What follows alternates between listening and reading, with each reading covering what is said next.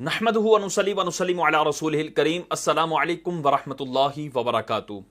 आज का हमारा मौजू है कि देवबंदी वहाबियों से हमारा इख्तिलाफ क्यों है, आखिर क्यों हम इनसे मुनाजरे करते हैं, इनके खिलाफ बयानात देते हैं, इनके खिलाफ तकारीर करते हैं, तहरीरात लिखते हैं। तो लोग जो है वो परेशान होते हैं कि ये आपस में यकजहती क्यों नहीं करते, ये एक प्लेटफार्म पर जमा क्यों नहीं होते, ये एक दूसरे से इस अंदाज से जो है वो मुनाजरे, मुबाहसे और इस अंदाज से इख्तिलाफात क्यों करते हैं। तो उसकी क्या वजह है, इंशाल्लाह आज उसके ऊपर रोशनी डालेंगे। और इत्तेहाद की सूरत क्या हो सकती है, किस तरह ये इत्तेहाद मुमकिन है, इसके ऊपर भी गुफ्तगू करेंगे। लेकिन इससे पहले मैं तमहीदन कुछ गुफ्तगू करना चाहूँगा जिसमें नौजवानों के कसीर सवालात जो हैं वो इंशाल्लाह हल होंगे। कि नौजवानों के जहन में उमूमन ये इश्काल होता है कि जी किसी को गलत नहीं कहना चाहिए, किसी को बुरा नहीं कहना चाहिए। और जो मुसलमान जो है वो कलिमा पढ़ ले और नमाजें पढ़ रहा हो और अपने आप को मुसलमान कह रहा हो, अब वो जो मर्जी कर ले, जो मर्जी कह ले, उसको हम दायरा इस्लाम से खारिज करार नहीं दे सकते, हमें उसको काफिर कहने का कोई हक नहीं है। इस तरह के कई इश्कालात को इंशाल्लाह मैं अपनी तमहीद में हल करने की कोशिश करूंगा। जो पहला इश्काल है कि किसी को गलत नहीं कहना चाहिए, ये तो बिल्कुल बदाहतन बातिल है। बिल्कुल जो भी जी शऊर होगा वो इस चीज को समझ सकता है कि ऐसा कैसे हो सकता है कि हम गलत को गलत ना कहें और सही को सही ना कहें, बातिल को बातिल और हक को हक ना कहें। अगर ऐसा होगा तो हक बातिल से कैसे जुदा होगा, बातिल हक से कैसे जुदा होगा, गलत और सही की कैसे पहचान होगी। तो ये सारी चीजें बिल्कुल मुबहम सी हो जाएंगी और सारी चीजों का आपस में इस अंदाज से इख्तिलात हो जाएगा कि किसी को समझ ही नहीं आएगी कि किस तरफ जाना चाहिए और किस तरफ नहीं जाना चाहिए। तो ये तो बदाहतन यानी अकल भी इस चीज का तकाजा करती है कि हम अच्छे को अच्छा कहेंगे और बुरे को बुरा कहेंगे, हक को हक कहेंगे, बातिल को बातिल कहेंगे। और अगर इस्लामी पॉइंट ऑफ व्यू से देखा जाए तो अल्लाह तबारक व तआला ने अपनी जो किताब नाजिल फरमाई कुरान मजीद, तो उसका एक नाम फुरकान भी रखा। फुरकान का मतलब ही है कि हक और बातिल में फर्क करने वाली किताब। तो इस किताब का बुनियादी मकसद ही हक और बातिल के अंदर पहचान करवाना और सच और झूठ के दरमियान पहचान करवाना है। तो ये कहना कि किसी को गलत नहीं कहना चाहिए, तो ये कुरान के नुज़ूल का जो बुनियादी मकसद है उसी के खिलाफ है, उसी के अगेंस्ट है। अल्लाह तबारक व तआला फरमाता है, कुल जाअल हक़्क़ु व ज़हक़ल बातिल इन्नल बातिल काना ज़हूक़ा, कि फरमा दीजिए महबूब कि हक आया और बातिल मिट गया, कि बेशक बातिल मिटने के लिए ही बना था। तो ये कुरान के नज़ूल का एक बुनियादी मकसद है कि अल्लाह तबारक तआला ने ईमान और कुफर में पहचान करवाई, सही और गलत में पहचान करवाई, हक और बातिल में पहचान करवाई। तो ये कहना बिल्कुल बदाहतन और शरअन जो है वो गलत होगा कि जी हमें किसी को बुरा नहीं कहना चाहिए। और दूसरा इश्काल कि कोई भी शख्स कलिमा पढ़ ले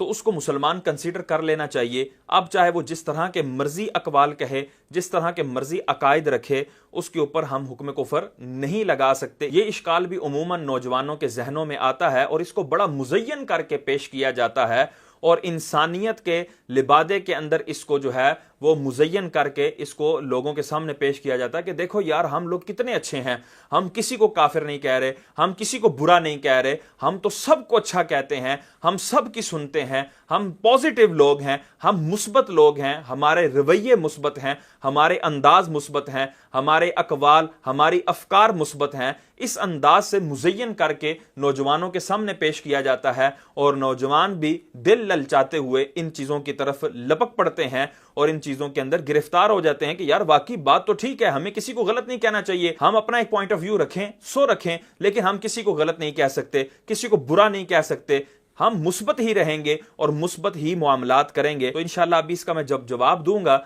तो आपको ये इश्काल भी इंशाल्लाह बिल्कुल दूर हो जाएगा। अल्लाह तबारक व तआला सूरह बकरा के दूसरे रुकू में आयत नंबर 8, 9 और 10 के अंदर इरशाद फरमाता है, व मिनन नासी मन यक़ूलु आमन्ना बिल्लाहि व बिल यौमिल आखिरि व मा हुम बिमुमिनीन। लोगों में से बहुत ऐसे लोग हैं कि जो ये कलिमा पढ़ते हैं कि हम अल्लाह पर ईमान लाए और यौम आखिरत पर ईमान लाए, यानी तौहीद के अलम बरदार बनते हैं, तौहीद का कलिमा पढ़ते हैं, अल्लाह की वहदानियत का इकरार करते हैं। और ये कलिमा पढ़ने के बावजूद या अल्लाह तबारक व तआला भी उनके हवाले से वही कहता है जो हमारे नौजवानों के जहनों में है कि नहीं जी हमें उसको बुरा नहीं कहना चाहिए, हमें उसको अच्छा ही कहना चाहिए, चूंकि वो अच्छे कलिमात जो अदा कर रहा है, لیکن نہیں، اللہ تبارک و تعالیٰ اس پر فتویٰ لگاتے ہوئے ارشاد فرماتا ہے وما ہم بمؤمنین، یہ مومن ہی نہیں ہیں، اگرچہ یہ کلمہ توحید بلند کر رہے ہیں، یوم آخرت پر ایمان لا رہے ہیں، اس کے باوجود بھی یہ مومن نہیں ہے۔ تو اب سوال پیدا ہوتا ہے یا اللہ پھر یہ کلمہ کیوں پڑھ رہے ہیں،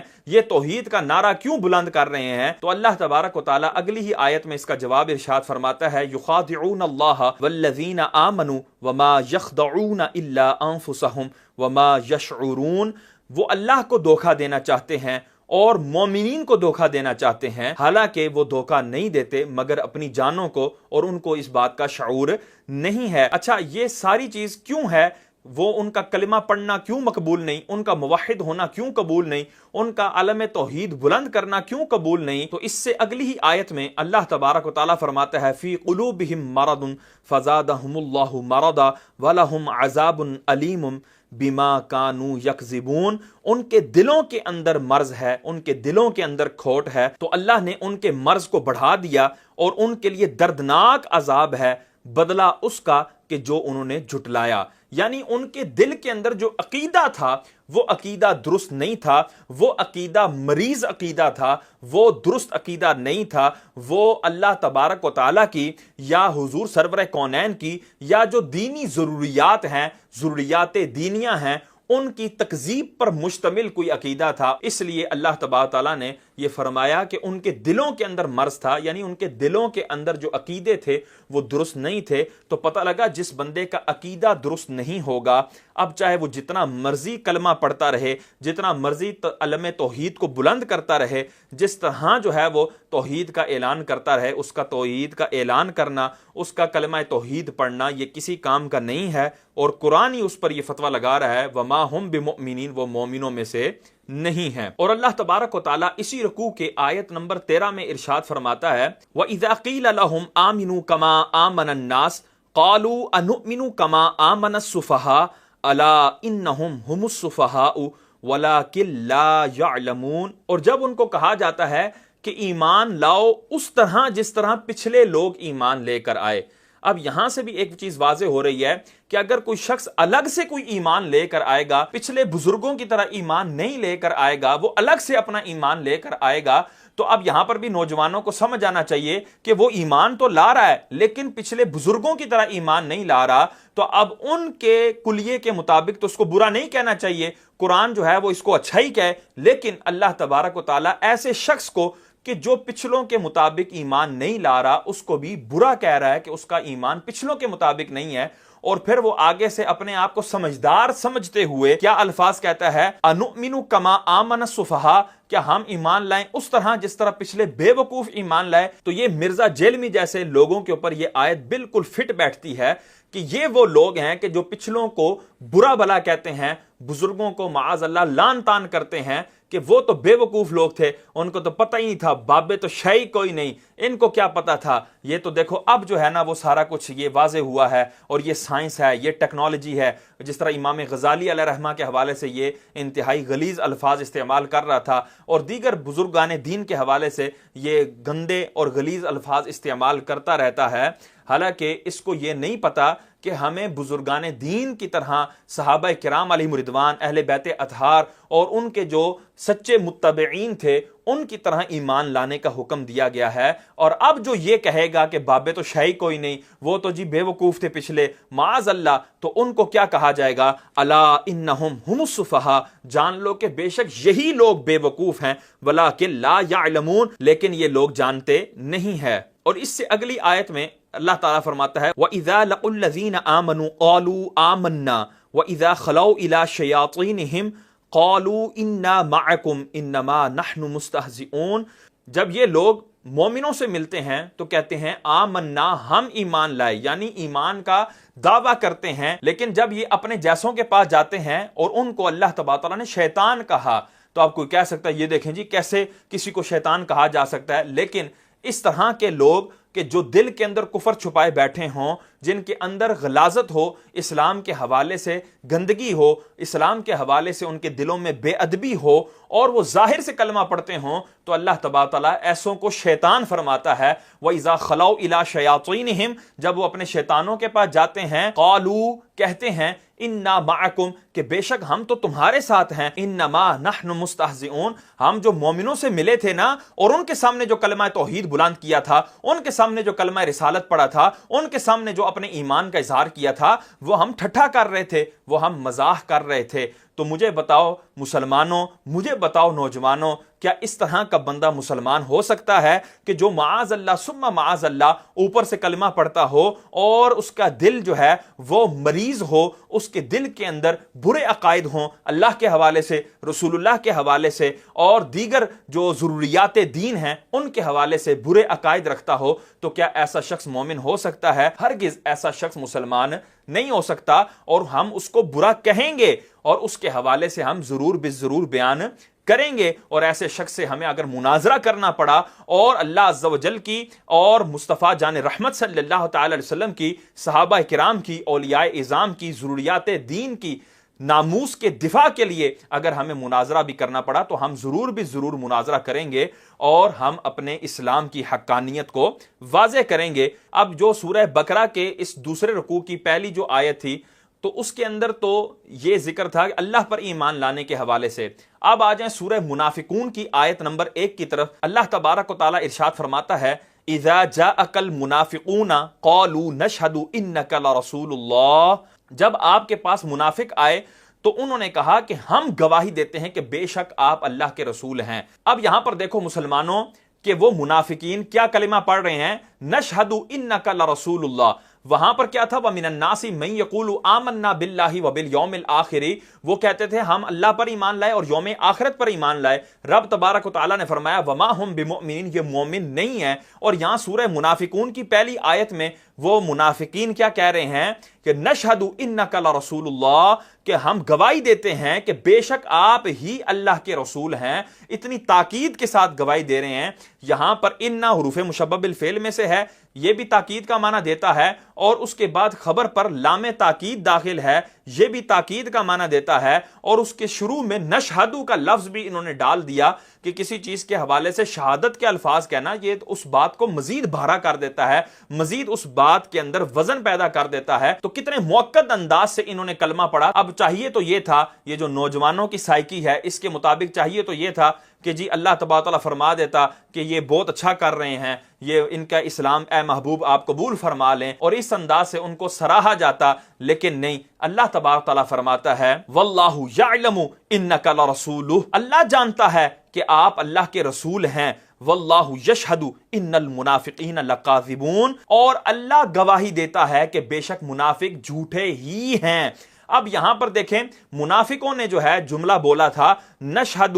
انکا لرسول اللہ، انہوں نے نشہدو کا لفظ استعمال کیا۔ اسی طرح انا حروف مشبہ بالفعل میں سے ایک حرف مشبہ بالفعل جو ہے اس کو ذکر کیا تاکید والا، اور اس کے بعد خبر پر لام تاکید کو داخل کیا۔ تو کتنی تاکیدوں کا ذکر کر کے انہوں نے کلام کیا۔ تو اللہ تبارک و تعالیٰ نے جب رد فرمایا ان منافقین کا تو اسی طرح کے وزنی جملے کے ساتھ، حالانکہ اللہ تبارک و تعالیٰ اگر یہ فرما دیتا کہ محبوب یہ جھوٹے ہیں تب بھی ہم نے ماننا تھا اور یقیناً بالیقین ماننا تھا، اور یہ وہ رد ہوتا جس کا کوئی آگے رد نہ کر سکتا، تو ایمان والے ضرور بھی ضرور ایمان لاتے، لیکن نہیں، اللہ تبارک و تعالیٰ نے اسی شد و مد کے ساتھ ان کا رد فرمایا اور اسی طرح تاکیدی جملہ ارشاد فرمایا واللہ یشہد۔ ادھر تھا کہ وہ جو ہیں وہ منافقین وہ کہتے ہیں نشہد، یہاں پر اللہ فرماتا ہے واللہ یشہد، اللہ گواہی دیتا ہے۔ یہ منافقین کیا گواہی دیں گے، ان کی گواہی کا کیا بھار ہے، ان کی گواہی کا کیا وزن ہے؟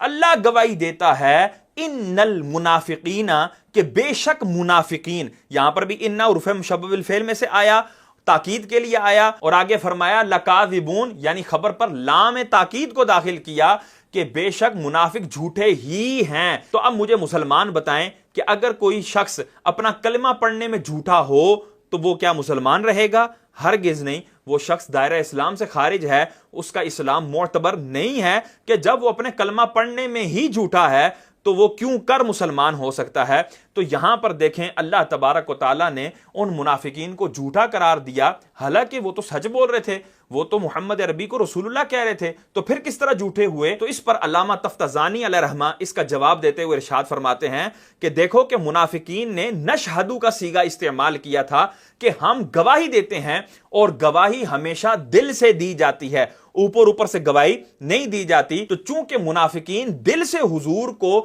رسول اللہ نہیں مانتے تھے، اس لیے وہ جو لفظ شہادت کہہ رہے تھے وہ شہادت کہنے میں جھوٹے ہیں، اللہ کے رسول کو رسول کہنے میں جھوٹے نہیں ہیں، بلکہ وہ اپنے اس کلمے کو شہادت کہنے میں جھوٹے ہیں، یعنی انہوں نے دل سے گواہی نہیں دی۔ تو پتہ لگا کہ زبان سے بندہ کلمہ پڑھتا رہے، جتنی مرضی تاکید کے ساتھ کلمہ پڑھتا رہے، جتنے مرضی زور و شور کے ساتھ کلمہ پڑھتا رہے، لیکن اگر اس کا دل سے کلمہ درست نہیں ہوگا، اس کا عقیدہ دل میں درست نہیں ہوگا، رسول اللہ کے حوالے سے اس کے دل میں احترام نہیں ہوگا، اس کے دل کے اندر حضور سرور کونین صلی اللہ علیہ وسلم کی عزت نہیں ہوگی، تو اس کا کلمہ پڑھنا کبھی بھی معتبر نہیں ہوگا۔ اب آئیں اس چیز کی طرف کہ مسجد جو ہے، کیا وہ ہر مسجد اللہ کا گھر ہے؟ کیا ہر مسجد میں ہمیں جا کر نماز پڑھنی چاہیے؟ ہر ایک کے پیچھے ہمیں کھڑے ہو جانا چاہیے؟ اس کے حوالے سے بھی اس کا بھی میں ضمناً جواب دیتا چلتا ہوں۔ اللہ تبارک و تعالی سورہ توبہ آیت نمبر 107 کے اندر ارشاد فرماتا ہے، وَالَّذِينَ اتَّخَذُوا مَسْجِدًا ضِرَارًا وَكُفْرًا وَتَفْرِيقًا بَيْنَ الْمُؤْمِنِينَ وَإِرْصَادًا لِمَنْ حَارَبَ اللَّهَ وَرَسُولَهُ من قبل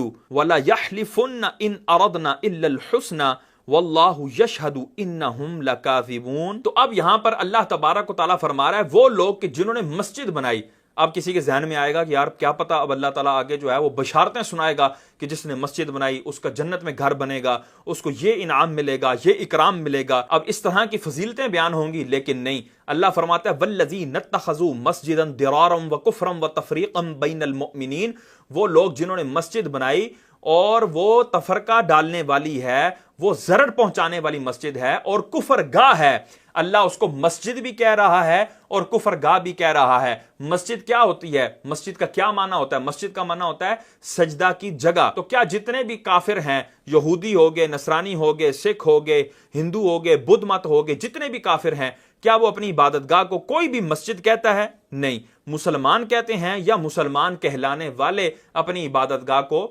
مسجد کے نام سے موسوم کرتے ہیں۔ تو اس آیہ مبارکہ میں اللہ تبارک تعالیٰ مسجد بھی فرما رہا ہے اور ساتھ اس کو کفرًا و تفریقًا بین المؤمنین، کفر گاہ اور تفرقہ بازی والی مسجد قرار دے رہا ہے۔ پتہ لگا ہر مسجد وہ اللہ کا گھر نہیں ہے، ہر مسجد وہ جائے سجدہ نہیں ہے، بلکہ کئی ایسی مسجدیں بھی ہیں، کئی ایسی مساجد بھی ہیں جو کفر گاہ ہیں اور مومنوں کے درمیان تفرقہ بازی کرنے والی ہیں۔ اور آگے اللہ تبارک تعالیٰ کیا فرماتا ہے، وَلِيَحْلِفُنَّ ان اردنا الا الحسنى، اور جب ان سے بات کی جاتی ہے نا کہ یہ تم نے کیوں بنائی ہے مسجد، تو وہ اللہ کی قسمیں اٹھا کر کہتے ہیں کہ ہم نے اچھائی کا ہی ارادہ کیا ہے، یعنی ہم نے بڑی نیک نیتی سے یہ مسجد بنائی ہے، ہم نے بڑی عبادت کرنے کے لیے یہ مسجد بنائی ہے، بڑے نیک نیتی سے اور دین کی تبلیغ اور اشاعت کے لیے ہم نے یہ مسجد بنائی ہے۔ اس طرح کی باتیں اللہ کی قسمیں اٹھا اٹھا کر کہتے ہیں۔ اب آگے دیکھیں اللہ کس طرح رد فرماتا ہے، واللہ یشہد انہم لکاذبون، اللہ گواہی دیتا ہے کہ بے شک یہ جھوٹے ہی ہیں۔ تو اللہ تبارک و تعالیٰ ان لوگوں کو جنہوں نے مسجد بنائی، ان کو کوئی بشارت نہیں سنا رہا، ان کو کوئی خوشخبری نہیں سنا رہا، بلکہ ان کے حوالے سے فرمایا کہ یہ جھوٹے لوگ ہیں، یہ جو قسمیں اٹھاتے ہیں یہ جھوٹی قسمیں اٹھاتے ہیں۔ اور اس سے اگلی آیت میں اللہ تبارک و تعالیٰ اپنے محبوب صلی اللہ تعالی وسلم کو مخاطب کر کے ارشاد فرماتا ہے، لا تقم فیہ ابدا، اے میرے محبوب آپ نے اس مسجد میں کبھی بھی کھڑے تک نہیں ہونا۔ یہاں دیکھیں حضور سرور کونین صلی اللہ تعالی وسلم کو اس مسجد میں جو کفر گاہ ہے، تفرقہ ڈالنے والی ہے اور اللہ کے دشمنوں کے لیے انتظار گاہ ہے، ایسی مسجد میں کھڑے ہونے تک سے منع کر دیا۔ میں کہتا ہوں مسلمانوں، امام الانبیاء سید الانبیاء کو تو رب تبارک و تعالیٰ ایسی مسجد میں کھڑے ہونے سے بھی منع فرما دے، اور اسی محبوب کا چاہنے والا، اسی محبوب کا کلمہ پڑھنے والا، ماننے والا، وہ اس مسجد میں جا کر نمازیں پڑھ رہا ہو، وہ اس مسجد میں جا کر جو ہے وہ تلاوتیں کر رہا ہو، وہ اس مسجد کے اندر جا کر ان کی محافل میں، ان کی مجالس میں، ان کے تبلیغی حلقوں میں شرکت کر رہا ہو، ایسا کسی مومن سے تصور نہیں کیا جا سکتا۔ تو اس انداز سے اللہ تبارک و تعالیٰ نے ان آیات میں یہ بیان فرما دیا کہ ہر کلمہ گو، ہر کلمہ پڑھنے والا، ہر اپنے آپ کو موحد کہنے والا، توحید کا علم بردار بننے والا، وہ مسلمان نہیں ہو سکتا۔ اسی طرح ہر مسجد وہ بیت اللہ نہیں ہو سکتی اور اللہ کا گھر نہیں ہو سکتی، وہ جائے سجدہ نہیں ہو سکتی، اور ایسی مسجدوں میں ہمیں کھڑے ہونے تک سے بھی منع فرمایا گیا ہے۔ اب اس کے بعد ہم اپنے موضوع کی طرف چلتے ہیں کہ دیوبندیوں وہابیوں کے ساتھ ہمارا اختلاف کیوں ہے، کیا یہ اختلاف ہے کہ جی اذان سے پہلے صلاۃ والسلام پڑھنا چاہیے یا نہیں پڑھنا چاہیے، بعد میں پڑھنا چاہیے یا نہیں پڑھنا چاہیے، جنازے کے بعد دعا مانگنی چاہیے یا نہیں مانگنی چاہیے، فاتحہ، تیجا، 40واں، 10واں، 11ویں شریف، 12ویں شریف، میلاد شریف، جلوس اور جھنڈے وغیرہ، لائٹنگ وغیرہ کرنی چاہیے یا نہیں کرنی چاہیے، ان تمام چیزوں کے اختلاف ہیں یا کوئی اور اختلاف ہے؟ لوگوں کے سامنے یہ اختلاف ظاہر کیے جاتے ہیں جس سے لوگ کہتے ہیں کہ یار دیکھو 11ویں شریف کوئی واجب نہیں ہے، فرض نہیں ہے، 12ویں شریف کوئی واجب فرض نہیں ہے، صلاۃ والسلام پڑھنا کوئی فرض و واجب نہیں ہے، اور اسی طرح جو ہے وہ جنازے کے بعد دعا کرنا کوئی فرض و واجب نہیں ہے، یہ ساری چیزیں مستحب ہیں۔ تو ان کے اوپر اتنے مناظرے، ان کے اوپر اتنے لڑائیاں، ان کے اوپر اتنے جھگڑے، اور ان کے اوپر الگ مساجد، الگ نام، یہ سب کچھ تم کیوں کر رہے ہو؟ حالانکہ اس بھولی بالی عوام کو، ہمارے نوجوانوں کو یہ پتہ ہی نہیں ہے کہ اصل اختلاف کیا ہے اور کس چیز کے اوپر اور کس بنا پر ہم اختلاف کیے بیٹھے ہیں، ہماری ان کے ساتھ کیوں نہیں لگتی، ہم ان سے کیوں مناظرے کرتے ہیں، ان کے خلاف کیوں تحریرات کرتے ہیں، بیانات دیتے ہیں۔ تو انشاءاللہ آج میں مختصراً ان کی چند کتابوں میں سے چند باتیں آپ کے سامنے رکھوں گا جس سے ہمارے مسلمان بھائیوں کی آنکھیں کھلیں گی کہ ہم اس وجہ سے ان سے اختلاف رکھتے ہیں، اور یہ جو صلاۃ والسلام والا مسئلہ ہے، 11ویں شریف، 12ویں شریف، تیجا تا 40واں، یہ فقط انہوں نے لوگوں کو لالی پاپ دیا ہوا ہے تاکہ لوگ جو ہے یہ سمجھتے رہیں کہ اچھا بس یہ چھوٹے موٹے اختلاف ہیں تو یار یہ اختلاف نہیں ہونے چاہیے، دیکھو یار سارے مسلمان بھائی بن جاؤ، یا سارے ایک ساتھ ہو جاؤ، یہ سارے تم اکٹھے ہو جاؤ، اس طرح کے سارے جو ہے وہ مشورے دینے لگ جاتے ہیں، اور وہ یہ سمجھتے ہیں کہ علماء جو ہیں وہ بدھو ہیں، علماء کو تو پتہ ہی کچھ نہیں ہے، اور ہم جو ہیں وہ بڑے جو ہے انصاف پسند اور اتحاد پسند ہیں۔ تو انشاءاللہ آج ہم آپ کو بتائیں گے کہ اصل وجہ کیا ہے۔ وہابی اور دیوبندیوں دونوں کے مسلمہ بزرگ ہیں محمد بن عبد الوہاب نجدی۔ اس بندے کی کتاب ہے کتاب التوحید۔ اس کتاب التوحید کے صفحہ نمبر 361 کے اوپر کیا لکھا ہے؟ سورہ آراف کی آیت نمبر 189 اور 190 کی تفسیر کے اندر وہ بندہ جو ہے ایک اسرائیلی مردود روایت، جو اسرائیلی روایات ہیں، مردود روایات ہیں، متروک روایات ہیں، جن کی سند جو ہے وہ صحیح نہیں ہے، وہ روایت لا کر کس انداز سے گفتگو کرتا ہے۔ اس کے بعد جب حضرت حوا دوبارہ حاملہ ہوئیں تو ابلیس پھر آیا اور انہیں گزشتہ باتیں یاد دلا کر اپنی بات دہرائی کہ اب اس کا نام عبد الحارث رکھنا۔ اس مرتبہ بچے کی محبت سے مجبور ہو کر انہوں نے، یعنی حضرت حوا اور حضرت آدم علیہ السلام نے بچے کا نام عبد الحارث رکھ دیا۔ ارشاد باری تعالی ہے جعل لہ شرکاء فیما آتاہما، کہ یہی معنی ہے کہ انہوں نے عبد الحارث نام رکھ کر اللہ تعالی کے ساتھ شرک کا ارتکاب کیا۔ تو یہاں حضرت حوا اور حضرت آدم علیہ السلام کو اس نے شرک کا مرتکب قرار دیا ہے، معاذ اللہ، کہ سب سے پہلے شرک کرنے والے حضرت آدم علیہ السلام تھے، معاذ اللہ ثم معاذ اللہ۔ اور یہ اسرائیلی روایت ہے۔ مزے کی بات،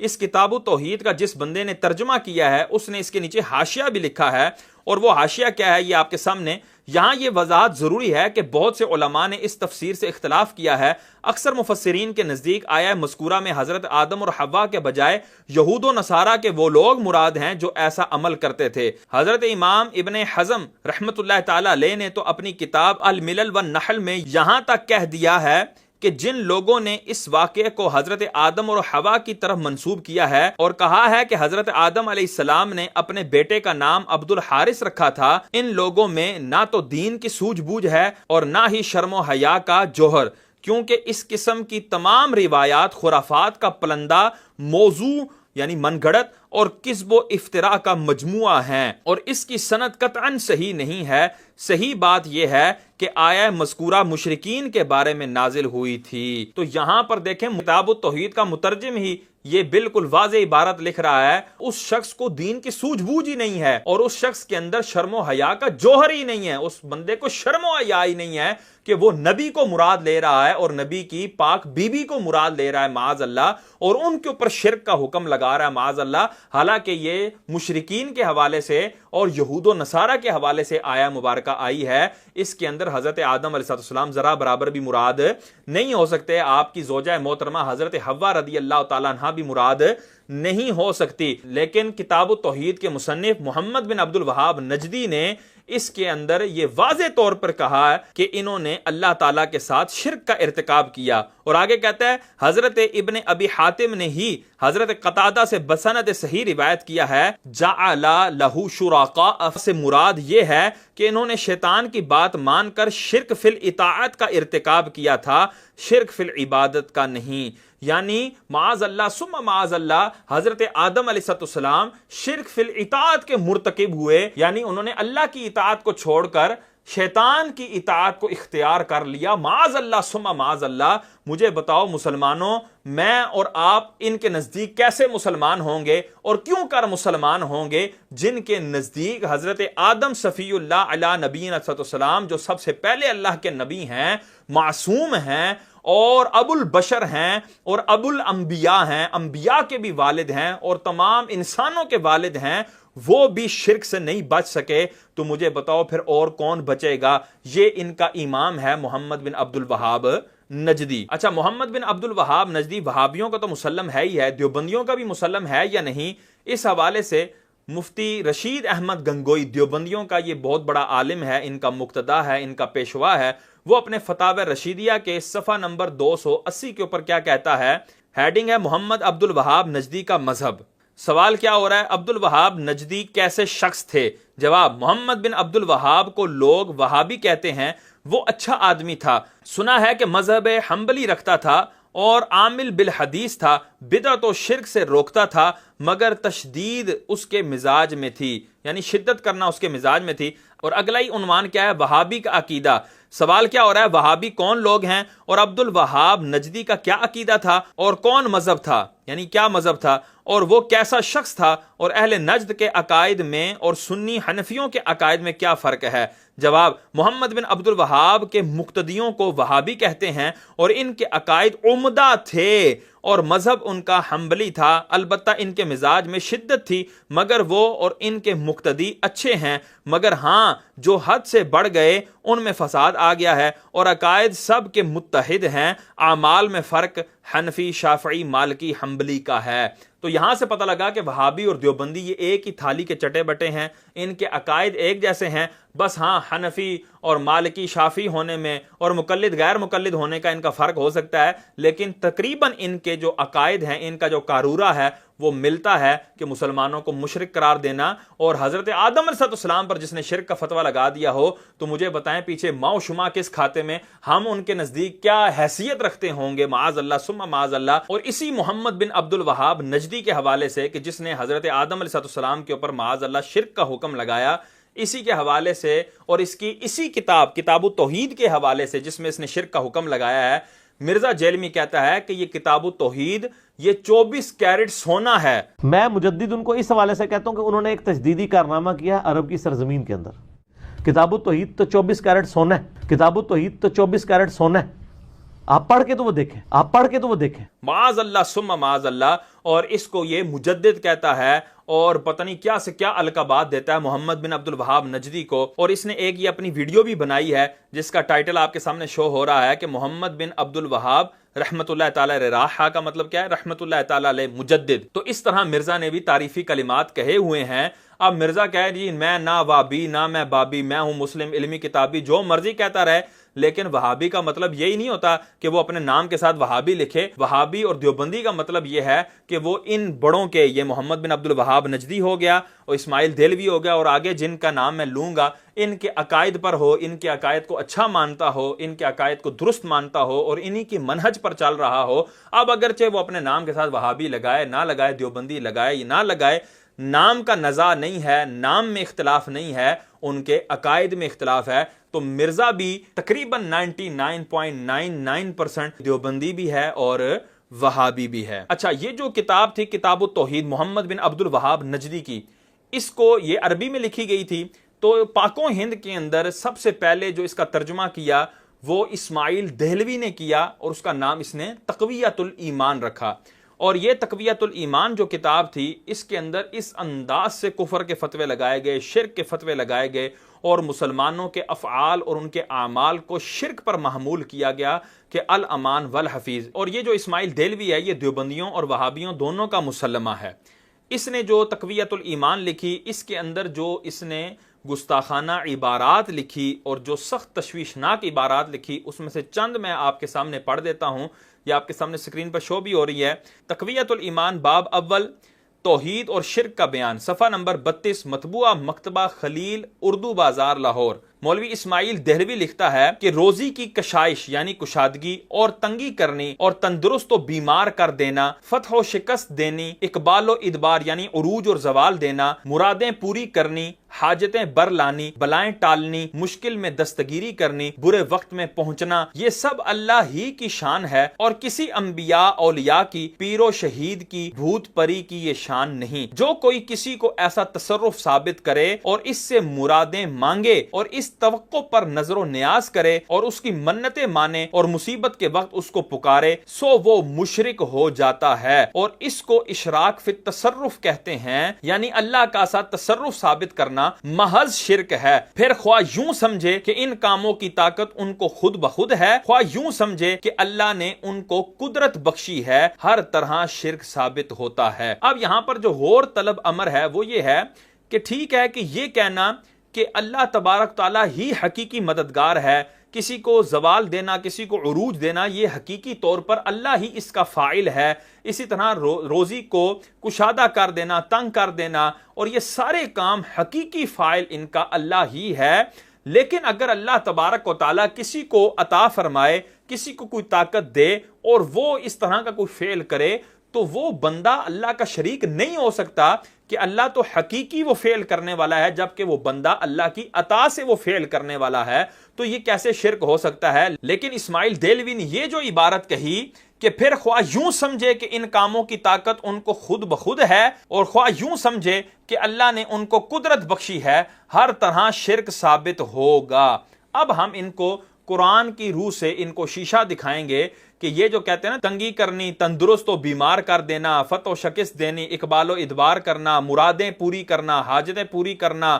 مرادیں بر لانا، مشکل میں دستگیری کرنا، یہ سب کی سب اللہ کے ساتھ انہوں نے اس طرح خاص کی۔ اب اگر کوئی یہ کہے گا کہ اللہ کے دیے سے فلاں یہ کرتا ہے، تو وہ شخص بھی مشرک ہو جائے گا اور یہ خالص شرک ہے۔ اب آئیں اللہ کے قرآن کی طرف کہ اللہ کا قرآن کیا کہتا ہے۔ تو اللہ کا قرآن پارہ 10 سورہ توبہ آیت نمبر 74 میں ارشاد فرماتا ہے،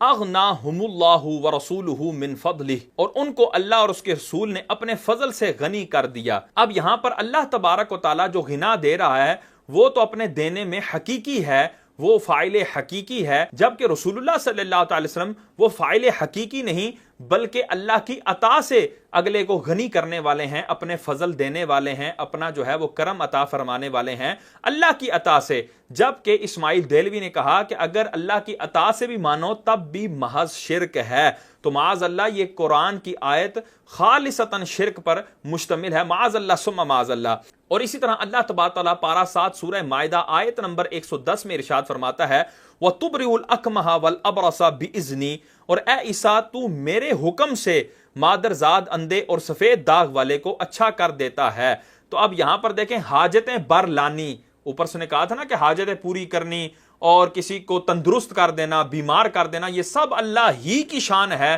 اب اللہ کے علاوہ کوئی کسی کے لیے مانے، خواہ اس طرح مانے کہ اس کو یہ خود بخود یہ کرتا ہے تب بھی شرک ہے، اور خواہ اس طرح مانے کہ اللہ نے اس کو دیا ہے اور یہ اس لیے یہ اس طرح کا فعل کرتا ہے، تب بھی محض یہ شرک ہے، معاذ اللہ۔ اور ایک اور جگہ پارہ 3 سورہ آل عمران آیت نمبر 49 میں اللہ تبارک و تعالیٰ ارشاد فرماتا ہے، وَأُبْرِئُ الْأَكْمَحَ وَالْأَبْرَصَ وَأُحْيِي الْمَوْتَى بِإِذْنِ اللَّهِ، اور عیسیٰ علیہ السلام فرماتے ہیں میں اچھا کرتا ہوں مادرزاد، اندھے اور سفید داغ والے کو، اور مردوں کو زندہ کرتا ہوں۔ آگے فرمایا بِإِذْنِ اللَّهِ، اللہ کے حکم سے۔ تو یہاں پر حضرت عیسیٰ روح اللہ علیہ نبی علیہ السلام اپنے لیے وہ طاقت ثابت کر رہے ہیں کہ میں مادرزاد اندھوں کو اور مادرزاد کوڑیوں کو میں شفا یاب کرتا ہوں، یعنی میں تندرست کرتا ہوں، اگرچہ اللہ کے دیے سے کرتا ہوں لیکن کرتا میں ہوں۔ تو اب اس اسماعیل دہلوی کے فتوے کے مطابق معاذ اللہ حضرت عیسیٰ علیہ السلام کیا ہوئے؟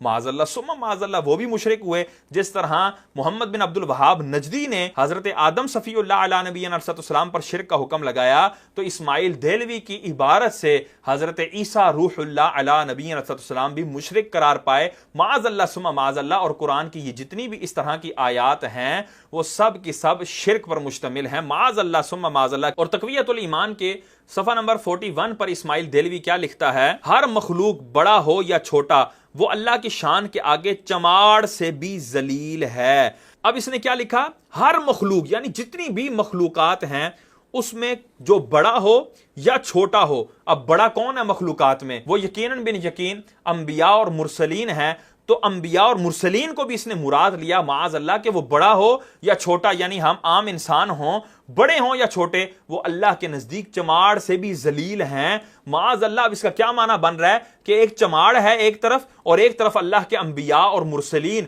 और उसमें इमामुल अंबिया मोहम्मद मुस्तफ़ा सल्लल्लाहु तआला अलैहि वसल्लम जैसी हस्ती, और हजरत इब्राहीम खलीलुल्लाह अला नबीना व अलैहिस्सलातु वस्सलाम जैसी हस्ती, हजरत मूसा कलीमुल्लाह, हजरत ईसा रूहुल्लाह, हजरत नूह अलैहिस्सलातु वस्सलाम जैसी हस्ती मौजूद हैं। और यहां पर एक चमाड़ मौजूद है, माज़ अल्लाह, एक मुसल्ली, एक चमाड़ मौजूद है, और वो चमाड़ जो है वो अल्लाह के नजदीक ज्यादा इज्जत वाला है, और ये अंबिया उससे भी जलील हैं। माज़ अल्लाह सुम्मा माज़ अल्लाह। इन पर जलालत का हुक्म लगा रहा है ये इस्माइल देलवी अपनी तक़वियतुल ईमान के सफ़ा नंबर 41 पर। और इसी तक़वियतुल ईमान के सफ़ा नंबर 66 पर क्या लिखता है, यानी अल्लाह से जबरदस्त के होते ऐसे आजिज लोगों को पुकारना कि कुछ फायदा और नुकसान नहीं पहुंचा सकते, महज बेइंसाफी है कि ऐसे बड़े शख्स का मर्तबा ऐसे नाकारा लोगों को साबित कीजिए। अब ये देखें, अहले सुन्नत के मुसलमानों पर ये शिरक का हुक्म लगाते हुए इस्माइल देलवी क्या लिख रहा है कि जो ये कहते हैं ना कि जी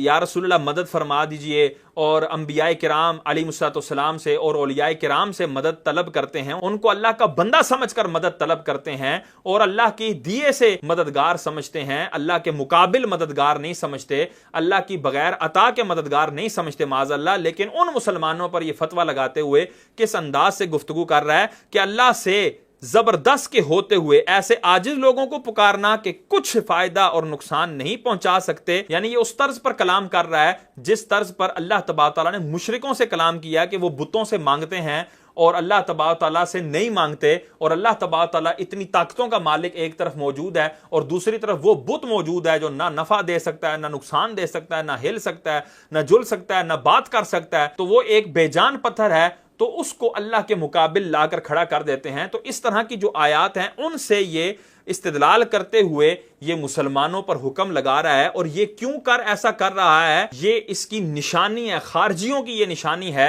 इमाम बुखारी 6930 नंबर हदीस पाक के ऊपर तालीकन एक हदीस लेकर आए, वकाना इब्न उमर यराहुम शरारा खल्किल्लाह, कि हजरत अब्दुल्ला बिन उमर जो है वो खारजियों को अल्लाह की मखलूक में सबसे शरीर तरीन समझते थे। वकाला, और वो उनकी खसलत बयान करते हुए, खारजियों की खसलत बयान करते हुए फरमाते हैं, इन्नहुम इंतलकू इला आयातिन नज़लत फिल कुफारी फजअलूहा अलल मुमिनीन। तो उनकी उन्होंने निशानी बयान की कि खारजियों की सबसे बड़ी निशानी यह है कि वो उन आयात के जो आयात कुफार के हवाले से नाजिल हुई हैं उन आयात की तरफ जाते हैं और उन आयात को मोमिनीन पर चिस्पा कर देते हैं, यानी उन बुतों वाली आयात को उठाकर मोमिनों पर चिस्पा करके मोमिनों को मुशरिक करार देते हैं। ये हजरत अब्दुल्ला बिन उमर रदी अल्लाह तआला अन्हु खारजियों का एक वस्फ बयान कर रहे हैं, उनकी एक निशानी बयान कर रहे हैं। तो इस्माइल देलवी जो है उसी खारजियत की निशानी पर अमल करते हुए क्या कर रहा है कि अल्लाह से जबरदस्त के होते हुए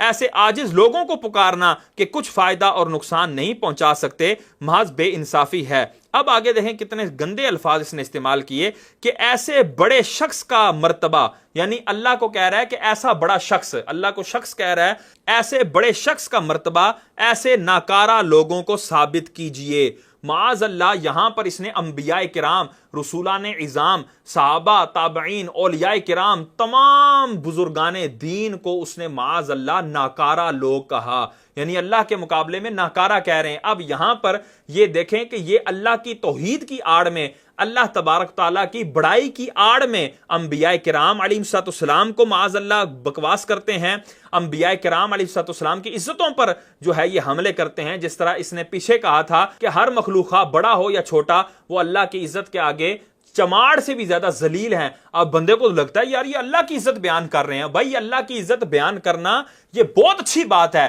لیکن اس انداز سے بیان کرنا کہ جن کو اللہ نے عزت دی ہے بندہ ان کو ذلیل کہے، معاذ اللہ ان کو چماڑ سے بھی زیادہ ذلیل بتائے، اور معاذ اللہ چماڑ کو ان سے زیادہ عزت والا بتائے، معاذ اللہ یہ کون سا توحید بیان کرنے کا طریقہ ہے؟ یہ ہرگز مومنوں کا توحید بیان کرنے کا طریقہ نہیں ہے۔ اور یہاں پر بھی اس نے اللہ تعالیٰ کی طاقت کو بیان کرتے ہوئے اور اللہ تعالیٰ کے فاعل حقیقی ہونے کو بیان کرتے ہوئے معاذ اللہ انبیاء، اولیاء اور بزرگان دین سب کو جو ہے وہ ناکارہ لوگ کہہ دیا۔ تو یہی طریقہ مرزا جہلمی کا بھی ہے کہ جب وہ توحید بیان کرتا ہے تو وہ یہ کہتا ہے کہ جی جب توحید بیان ہوگی تو گستاخی آٹومیٹکلی ہوگی۔ بھئی جب توحید بیان ہوگی تو گستاخی تو آٹومیٹکلی ہو جائے گی، بھئی جب توحید بیان ہوگی تو گستاخی تو آٹومیٹکلی ہو جائے گی، کہ اللہ کی توحید کے آگے کوئی نبی، کوئی پیغمبر، شاہی کوئی نہیں، کیونکہ توحید کا مطلب ہی ہے کہ اللہ کے سوا کوئی پیغمبر، کوئی فرشتہ، کوئی بزرگ، کوئی بابا، شاہی کوئی نہیں، کوئی اپنا پیشاب بھی نہیں روک سکتا، خواہ وہ پیغمبر ہو یا عام انسان ہو۔ توحید کا تو مطلب ہی یہی ہے کہ کوئی انسان اپنا پیشاب بھی نہیں روک سکتا، خواہ وہ پیغمبر ہو یا عام انسان ہو۔ معاذ اللہ ثم معاذ اللہ۔ تو ہم یہی کہتے ہیں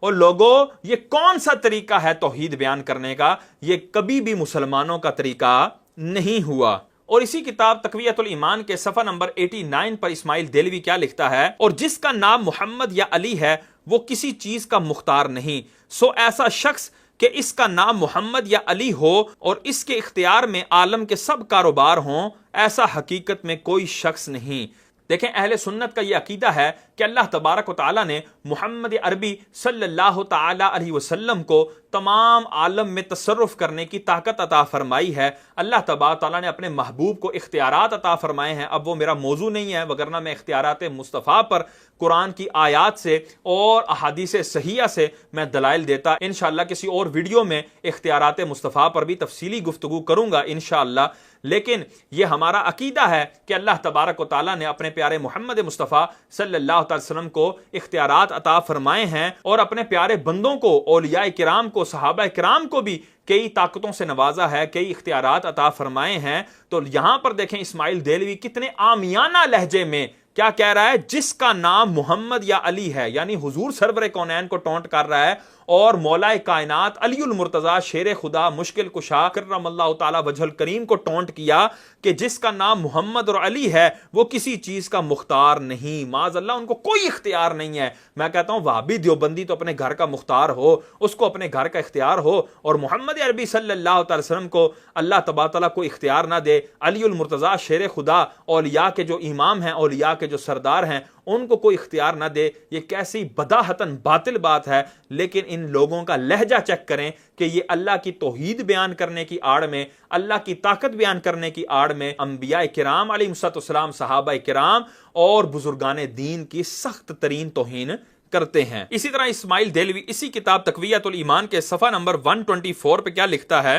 کہ رسول کے چاہنے سے کچھ نہیں ہوتا، یا کوئی شخص کسی سے کہے کہ فلانے کے دل میں کیا ہے، یا فلانے کی شادی کب ہوگی، یا فلانے درخت میں کتنے پتے ہیں، یا آسمان میں کتنے تارے ہیں، تو اس کے جواب میں نہ کہے کہ اللہ اور رسول ہی جانے، کیونکہ غیب کی بات اللہ ہی جانتا ہے، رسول کو کیا خبر۔ معاذ اللہ ثم معاذ اللہ۔ یہاں پر دیکھیں وہ کیا کہہ رہا ہے کہ رسول کے چاہنے سے کیا ہوتا ہے، یعنی رسول اللہ اگر چاہ لیں، اللہ کا رسول، اللہ کا نبی کچھ چاہے تو اس کے چاہنے سے کیا ہوتا ہے، معاذ اللہ۔ حالانکہ یہاں رسول چاہیں تو اللہ تبارک تعالیٰ قبلے بدل دیتا ہے، اپنی نماز بھی پوری نہیں ہونے دیتا، نماز کے دوران ہی قبلہ بدلنے کے حوالے سے ارشاد فرما دیتا ہے، اور اللہ تبارک و تعالیٰ اپنے پیارے محبوب کی رضا چاہتا ہے کہ اللہ تعالیٰ فرماتا ہے وَلَسَوْفَ يُعْطِيكَ رَبُّكَ فَتَرْضَىٰ، اے میرے محبوب تیرا رب تجھے اتنا دے گا کہ تو راضی ہو جائے گا۔ تو اللہ تعالیٰ تو محبوب کی رضا چاہ رہا ہے، اسی لیے سیدی و سندی اعلیٰ حضرت امام احمد رضا خان فاضل بریلوی رحمۃ اللہ تعالیٰ علیہ فرماتے ہیں خدا کی رضا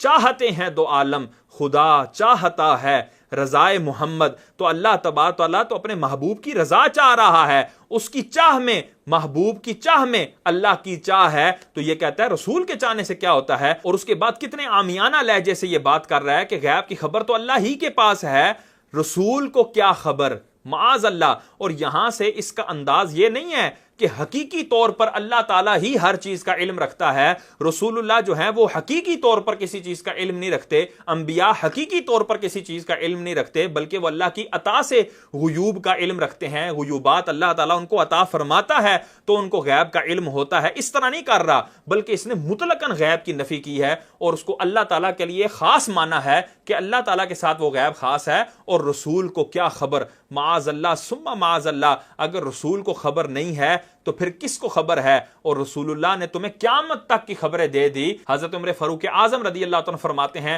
قام فینا النبی صلی اللہ علیہ وسلم فاخبرنا عن بدء الخلق حتى دخل اہل الجنت منازلهم واہل النار منازلهم، کہ اللہ تبارک تعالیٰ کے محبوب منبر پر جلوہ فروز ہوئے اور آپ نے ابتدائے خلق سے لے کر انتہائے خلق تک کی خبریں دی، یہاں تک کہ جنتی جنتوں میں اپنے مقام پر داخل ہو گئے اور دوزخی دوزخ میں اپنے مقامات پر داخل ہو گئے، یعنی یہ بھی فرما دیا کہ کون کون جنت میں جائے گا اور کون کون دوزخ میں جائے گا، اور اتنا تفصیل سے آپ نے تمام غیب کو بیان فرمایا۔ اور یہ اسماعیل دہلوی کیا لکھ رہا ہے کہ رسول کو کیا خبر ہے؟ اور اسی کتاب تقویۃ الایمان کے صفحہ نمبر 129 پر اسماعیل دہلوی لکھتا ہے یعنی انسان سب آپس میں بھائی ہیں، جو بڑا بزرگ ہو وہ بڑا بھائی ہے، سو اس کی بڑے بھائی کی سی تعظیم کیجئے، اور مالک سب کا اللہ ہے، بندگی اس کو چاہیے۔ اس حدیث سے معلوم ہوا کہ اولیاء و انبیاء، امام و امام زادہ، پیر و شہید، یعنی جتنے اللہ کے مقرب بندے ہیں وہ سب انسان ہی ہیں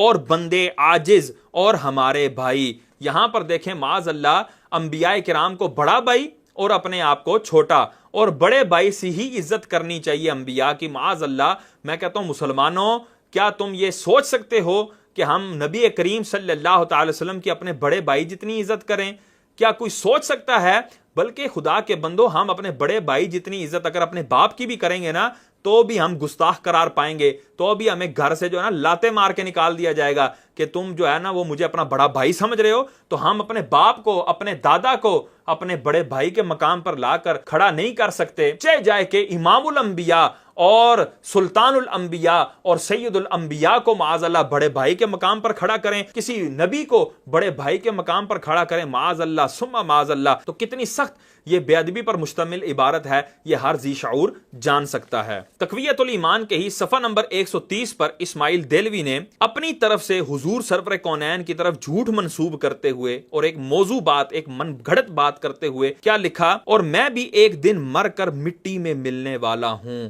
یعنی حضور سرور کونین صلی اللہ علیہ وسلم کی طرف اس نے کتنا گندا جھوٹ منسوب کیا کہ حضور گویا کہ فرما رہے ہیں کہ میں بھی مر کر مٹی میں مل جاؤں گا، یعنی میرے جسم جو ہے وہ معاذ اللہ مٹی کھا لے گی، زمین کھا لے گی۔ حالانکہ اہل سنت کا عقیدہ کیا ہے، اہل سنت کا نظریہ کیا ہے، یہ سنن ابن ماجہ کے اندر 1637 حدیث پاک، سنن ابی داود کے اندر 1046 نمبر حدیث پاک، سنن نسائی کے اندر 1371 نمبر حدیث پاک، مسند امام احمد بن حنبل کے اندر 16162 نمبر حدیث پاک، مستدرک للحاکم کے اندر 1068 نمبر حدیث پاک ہے کہ حضور سرور کونین صلی اللہ علیہ وسلم فرماتے ہیں ان اللہ حرم علی الارض ان تاکل اجساد الانبیاء فنبی اللہ حی یرزق، کہ بے شک اللہ تبارک و تعالی نے زمین پر حرام کر دیا ہے کہ وہ نبیوں کے جسموں کو کھائے، تو اللہ کا نبی زندہ ہے اور رزق دیا جاتا ہے۔ تو یہاں پر بالکل واضح طور پر حضور سرور کونین اپنی زندگی کے حوالے سے اور اپنے جسم کی سلامتی کے حوالے سے خبر دے رہے ہیں، لیکن یہ بدبخت اسماعیل دہلوی جو ہے وہ کتنے گندے انداز میں کہہ رہا ہے کہ حضور جو ہے وہ مر کے مٹی ہو گئے ہیں، معاذ اللہ ثم معاذ اللہ۔ مجھے بتاؤ کیا یہ ہمارے جو ہے نا وہ فاتحہ کا اختلاف ہے؟ کیا یہ دعا اور 40ویں اور تیجے کا اختلاف ہے؟ کیا صلاۃ و سلام پڑھنے اور نہ پڑھنے کا اختلاف ہے؟ خدا کے بندو، یہ ایمان و کفر کا اختلاف ہے۔ اور اسی کتاب تقویۃ الایمان کے صفحہ نمبر 134 کے اوپر اسماعیل دہلوی سردار کے معنی بیان کر رہا ہے کہ سردار کا معنی کیا ہوتا ہے۔ سردار کے لفظ کے دو معنی ہیں، ایک تو یہ کہ وہ خود مالک و مختار ہو اور کسی کا محکوم نہ ہو، خود آپ جو چاہے سو کرے، جیسے ظاہر میں بادشاہ، سو یہ بات اللہ ہی کی شان ہے، ان مانو کر اس کے سوائے کوئی سردار نہیں، اور دوسرے یہ کہ رعیتی ہی ہو، رعایا میں سے ہی ہو، مگر اور رعیتوں سے امتیاز رکھتا ہو کہ اصل حاکم کا حکم اول اس پر آئے اور اس کی زبانی اوروں کو پہنچے، جیسا کہ ہر قوم کا چودھری اور گاؤں کا زمیندار، سو ان مانو کر ہر پیغمبر اپنی امت کا سردار ہے۔ معاذ اللہ ثم معاذ اللہ، اس نے کہا ایک سردار کا وہ معنی ہے جو حاکم حقیقی ہے، جو حقیقی جو بڑا ہے وہ تو چونکہ اللہ ہی ہے، اور دوسرا معنی یہ ہے کہ جس طرح گاؤں کا ایک چودھری ہوتا ہے اور ذمہ دار ہوتا ہے، اس معنی میں بھی ایک سردار ہے۔ تو حضور جو ہیں، انبیاء کرام جو ہیں، وہ چودھری کے معنی میں اور زمیندار کے معنی میں ہے، جس طرح ایک گاؤں میں زمیندار کی حیثیت ہوتی ہے اور چودھری کی حیثیت ہوتی ہے، اس معنی میں انبیاء سردار ہیں۔ معاذ اللہ ثم معاذ اللہ، میں کہتا ہوں مجھے بتاؤ مسلمانوں، چودھری اور زمیندار کی حیثیت ہمارے گاؤں میں کیا ہوتی ہے؟ منہ پر اس کو تو اس کی طاقت کی وجہ سے سلام کریں گے، اس کے منہ پر تو اس کی آؤ بھگت کریں گے، لیکن اس کے پیٹھ پیچھے معاذ اللہ اس کو برا بلا کہیں گے، اس کو گالیاں دیں گے۔ یہ حیثیت ہے چودھری کی اور زمیندار کی، اور یہ بدبخت کیا کہہ رہا ہے کہ انبیاء جو ہیں وہ گاؤں میں جس طرح ایک چودھری ہوتا ہے، ذمہ دار ہوتا ہے، اس کی مانند ہے۔ معاذ اللہ ثم معاذ اللہ۔ اور یہ چند عبارات ہیں جو میں نے اسماعیل دہلوی کی آپ کے سامنے رکھی ہیں، جو دیوبندیوں اور وہابیوں دونوں کا معتمد ہے۔ اس کو اسماعیل شہید کہتے ہیں اور اس کے ساتھ بڑے بڑے القابات لگاتے ہیں، معاذ اللہ ثم معاذ اللہ،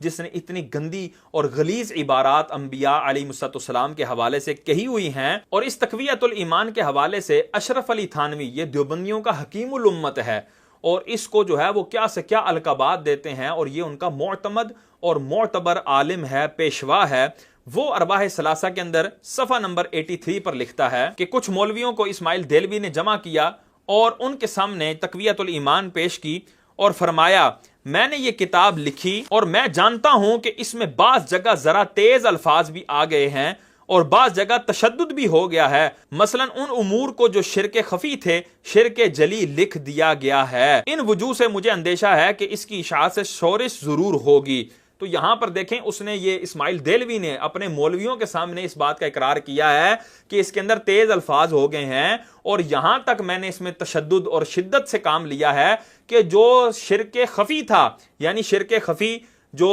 ریاکاری ہوتی ہے، اس کو شرک خفی بھی کہا جاتا ہے، لیکن ریاکاری سے کوئی بھی شخص مسلمان جو ہے وہ مشرک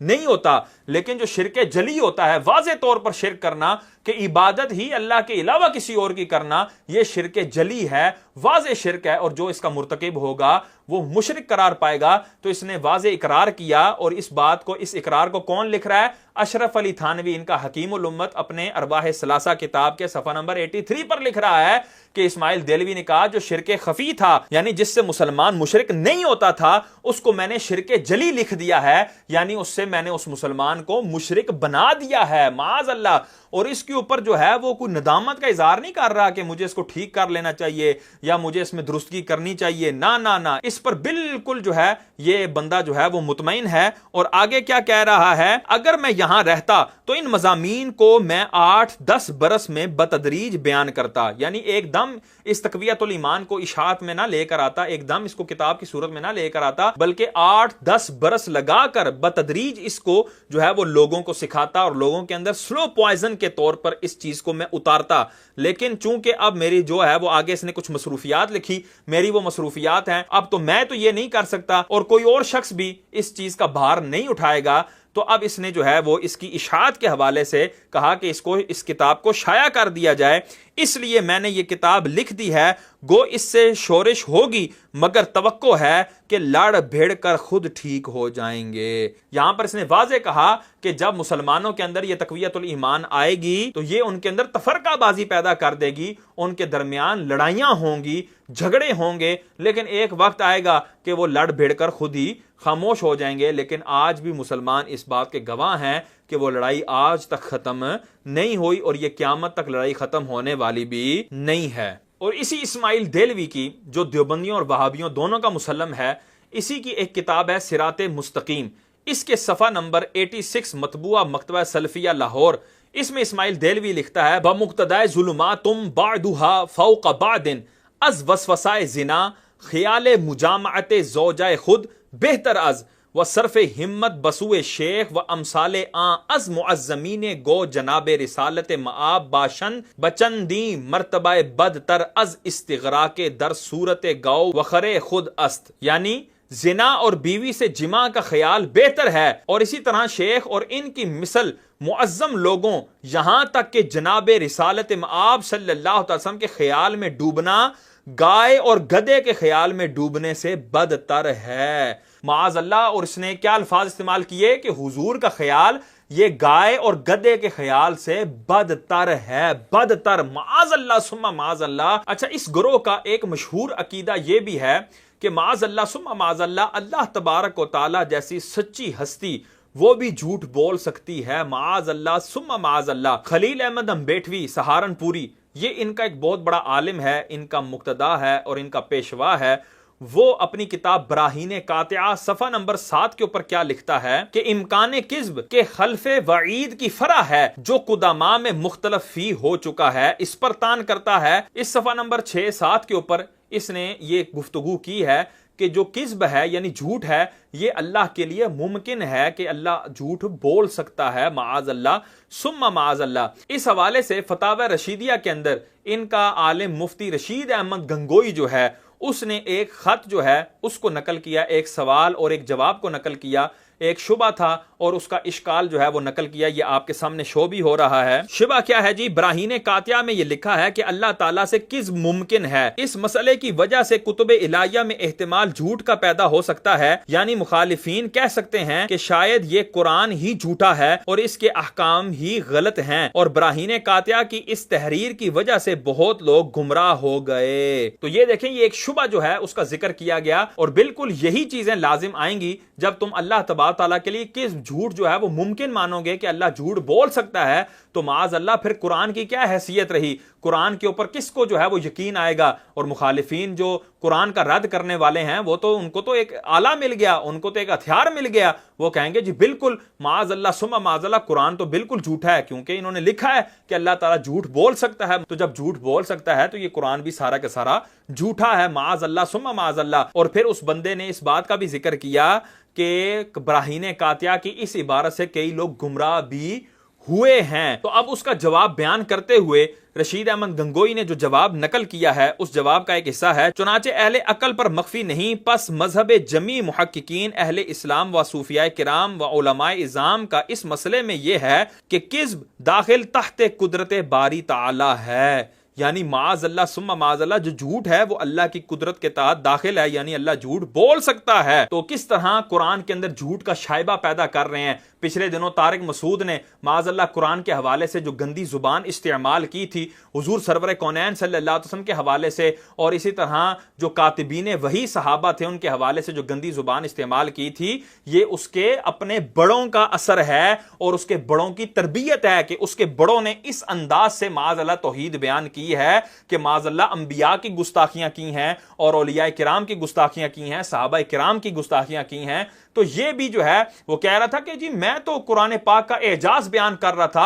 اور قرآن پاک کی حفاظت بیان کر رہا تھا کہ اللہ نے ایسی حفاظت کی ہے کہ معاذ اللہ اس میں غلطی ہو گئی ہے، اس کے باوجود وہ غلطی بھی درست نہیں ہوئی اور قرآن ایز اٹ از اسی طرح چلتا آ رہا ہے، اور معاذ اللہ رسول اللہ کو بھی پتہ نہیں لگا کیونکہ حضور تو پڑھنا بھی نہیں جانتے تھے، لکھنا بھی نہیں جانتے تھے۔ معاذ اللہ ثم معاذ اللہ کس طرح اس نے قرآن کے اعجاز پر حملہ کیا اور گویا کہ اس کے اندر غلطی کا امکان مانا۔ تو ان کے بڑوں نے تو جھوٹ کا امکان بھی مانا ہوا ہے کہ اللہ جھوٹ بول سکتا ہے، تو جو جھوٹ بول سکتا ہے تو اس نے قرآن میں جھوٹ بھی لکھا ہوگا، معاذ اللہ جھوٹی آیات بھی اتاری ہوں گی، معاذ اللہ ثم معاذ اللہ۔ پھر لا ریب فیہ تم کیوں کہتے ہو معاذ اللہ ثم معاذ اللہ؟ یہ ان کے بڑوں نے کانٹ کیے ہوئے ہیں۔ تو اب یہ طارق مسعود کا بعد میں جو ہے وہ کھسیانی بلی کھمبا نوچے کے مصداق اپنے جو ہے وہ رجوع ریکارڈ کروانا، اور یہ اپنے رجوع کے جو پینترے بدل رہا ہے، اب اسی کی ویڈیو ملاحظہ فرمائیں۔ لیکن چونکہ گورنمنٹ نے ایک لا بنایا ہے کہ ایسا نہ ہو کہ لوگ پیغمبروں کی گستاخیاں کرتے رہیں اور بعد میں جب پکڑے جائیں تو کہتے ہیں ہم نے توبہ کر لی، کہ ہمیں تو نہیں پتا دل سے کی ہے اوپر اوپر سے کی ہے۔ تو اس لیے جو گورنمنٹ لا ہے وہ یہی ہے کہ اگر کوئی شخص کھلے لفظوں میں پیغمبر صلی اللہ علیہ وسلم کی گستاخی کرے گا، گورنمنٹ پھر پابند ہوگی کہ اس کو سزا دے تاکہ یہ گستاخیوں کا دروازہ بند ہو جائے، ورنہ لوگ اس کو بہانہ بنا لیں گے نا، گستاخیاں کرتے رہیں گے اور پھر کل کہیں گے ہم نے توبہ کر لی ہے۔ پھر کوئی بدتمیزی کرے گا، کل کہے گا ہم نے توبہ کر لی ہے. اب یہاں پر دیکھیں اس نے واضح کہہ دیا ہے کہ اگر کوئی گستاخی کرتا ہے اور بعد میں توبہ کرتا ہے تو ہم اس کی توبہ کو نہیں مانیں گے. ہمیں کیا پتا کہ وہ دل سے توبہ کرتا ہے یا نہیں کرتا، تو ہم پورا قانونی راستہ اختیار کریں گے اور اس کو قانون کے ذریعے سزا دلوائیں گے. تو ہم بھی حکومت وقت سے یہ استدعا کرتے ہیں کہ وہ طارق مسعود کو جو قانون کے مطابق سزا بنتی ہے وہ اس کو دی جائے. اور ابھی جو ہے ان دنوں میں ذاکر نائک کے حوالے سے جو ہے وہ بڑا سوشل میڈیا پہ ٹرینڈ چل رہا ہے کہ جی ذاکر نائک صاحب آ رہے ہیں، ذاکر نائک صاحب جو ہے نا وہ بڑی تبلیغ کریں گے اور جی دکانیں بند ہو جائیں گی ان فرقوں کی، اور اس طرح کی جو ہے وہ پوسٹیں چل رہی ہیں، ویڈیوز بن رہی ہیں اور کہہ رہے ہیں جی یہ مولویوں کو پتہ نہیں کیوں یہ اس سے جلتے ہیں ذاکر نائک سے. تو میں کہنا چاہوں گا میرے بھائیوں، ہم کسی سے جلتے نہیں ہیں، ہمیں کسی کی ذات سے کوئی تکلیف نہیں ہے، کسی نے ہماری جو ہے وہ زمین نہیں دبائی. ہمیں اگر کسی کے ساتھ کوئی بغض ہے تو وہ اللہ اور اس کے رسول کے لیے ہے، اگر کسی کے ساتھ محبت ہے تو وہ بھی اللہ اور اس کے رسول کے لیے ہے. تو یہ جو ڈاکٹر ذاکر نائک ہے اس کا ایک بیان ہے، یہ آپ کے سامنے شو بھی ہو رہا ہوگا. اس بیان میں اس سے ایک لڑکے نے سوال کیا. السلام علیکم، my name is Mohammad Javed and my question is why can't God not take a human form? کیا اللہ انسان کی صورت میں آ سکتا ہے یا نہیں؟ تو اس نے جو ہے وہ اس میں جواب دیا کہ اللہ تبارک و تعالیٰ انسان کے صورت میں آ سکتا ہے. جب انسان کی صورت میں آ جائے گا تو پھر اللہ تبارک و تعالیٰ اللہ نہیں رہے گا، خدا نہیں رہے گا. معاذ اللہ ثم معاذ اللہ. حالانکہ مسلمانوں کا یہ عقیدہ ہے کہ اللہ تبارک و تعالیٰ ازلی ہے، ابدی ہے، ہمیشہ سے ہے، ہمیشہ رہے گا. اس کو کبھی فنا آ سکتی ہی نہیں ہے، اس کا فنا ہونا محال ہے، اس کا ختم ہونا محال ہے، اس کا اپنی خدائی سے برطرف ہونا محال ہے، ناممکن ہے. کبھی ایسا نہیں ہو سکتا کہ اللہ تعالیٰ خدا نہ رہے. معاذ اللہ ثم معاذ اللہ. اور جو یہ مانے کہ اللہ تعالیٰ خدائی سے برطرف ہو سکتا ہے، خدا نہیں ہو سکتا، خدائی اس کی ختم ہو سکتی ہے، تو معاذ اللہ وہ شخص دائرہ اسلام سے خارج ہو جائے گا. اور یہ ڈاکٹر ذاکر نائک کیا کہہ رہا ہے؟ If God wants, he can take a human form. But the moment he takes a human form, he ceases to be God. Because God and man, they are two opposites. جی ہاں بالکل، اللہ تبارک و تعالیٰ جو ہے وہ بندہ بن سکتا ہے، اور جب وہ بندہ بن جائے گا تو پھر وہ خدا نہیں رہے گا. اسی ضمن میں اس ڈاکٹر ذاکر نائک نے دیوبندیوں کے اس عقیدے کو بھی، حالانکہ ڈاکٹر ذاکر نائک خود وہابی مکتبہ فکر سے تعلق رکھتا ہے، لیکن اس نے دیوبندیوں کو، میں نے کہا نا ان کا آپس میں کارورا ملتا ہے، ان کی یہ ایک ہی تھالی کے چٹے بٹے ہیں، تو یہ ایک دوسرے کے عقائد میں تقریباً جو ہے وہ برابر ہیں. تو دیوبندیوں کے پیشوا خلیل احمد نمبیٹوی نے جو براہین قاطعہ میں اللہ کے لیے امکان کذب کا عقیدہ لکھا تھا کہ اللہ کے لیے کذب جو ہے، جھوٹ جو ہے وہ ممکن ہے، پھر رشید احمد گنگوئی نے فتاوی رشیدیہ کے اندر بھی وہ خط نقل کر کے اس کے اوپر جو ہے وہ مہر ثبت کر دی کہ گویا کہ بالکل یہ درست عقیدہ ہے، اس میں کوئی ذرا برابر مذائقہ نہیں ہے. تو ذاکر نائک اسی عقیدے کو بیان کرتے ہوئے کیا کہتا ہے؟ اللہ کین ٹیل اے لائی if he wants. Allah can tell a lie if he wants. اگر اللہ چاہے تو اللہ جھوٹ بول سکتا ہے. معاذ اللہ ثم معاذ اللہ. اور آگے کیا کہتا ہے؟ But he will never tell a lie. But he will never tell a لائی. لیکن وہ کبھی جھوٹ کہے گا نہیں، لیکن کہنے پر قادر ہے. معاذ اللہ. اور آگے کیا کہا؟ Because to lie is ungodly. Because to lie is انگوڈلی. کہ جو جھوٹ ہے وہ خدائی فعل نہیں ہے، کوئی خدائی صفت نہیں ہے. The moment he lies, he ceases to be God. اگر وہ جس لمحے میں جھوٹ بولے گا تو وہ خدا نہیں رہے گا. تو یہاں پر دیکھیں کس انداز سے یہ بندہ جو ہے وہ ایک کفریہ عقیدہ بیان کر رہا ہے کہ اللہ تبارک و تعالیٰ جھوٹ بول سکتا ہے، یعنی اس چیز پر قادر ہے کہ اللہ اپنی خدائی ختم کر لے. حالانکہ اللہ کی خدائی ختم ہونا محال ہے. اللہ ہمیشہ ہمیشہ سے خدا ہے، ہمیشہ ہمیشہ خدا رہے گا، کبھی بھی اس کی خدائی ختم نہیں ہو سکتی، نہ کوئی ختم کر سکتا ہے. تو یہ اللہ تبارک تعالیٰ کے لیے ایک نقص ہے جو یہ اللہ تبارک تعالیٰ کے لیے ثابت کر رہے ہیں. معاذ اللہ. پھر اس نے آگے جو ہے اپنے بیان میں یہ بھی کہا